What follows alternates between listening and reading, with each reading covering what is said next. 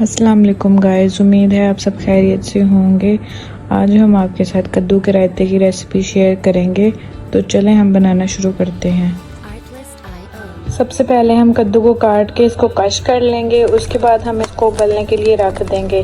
یہ دیکھیں، اب ہم نے اس کو ابال لیا ہے اور یہ اچھی طرح گل گیا ہے۔ اب ہم اس کو نکال کے سائڈ پہ رکھ لیں گے۔ اب ہم وہ سب چیزیں کاٹ لیں گے جو ہم نے رائتے میں ایڈ کرنی ہے۔ یہ دیکھیں، ہم نے ساری چیزیں کاٹ لی ہیں۔ اب ہم دہی لیں گے اور اس کو اچھی طرح بیٹر سے مکس کر لیں گے۔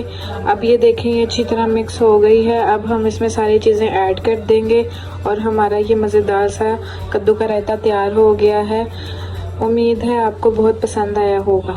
اگر آپ کو ہماری ویڈیو پسند آئی ہو تو لائک اور سبسکرائب کر دیجیے گا تاکہ ہماری اگلی ویڈیوز آپ تک پہنچ سکیں، اور ہمیں آئیڈیا دیجیے گا ہم اگلی ویڈیو کس چیز کی بنائیں۔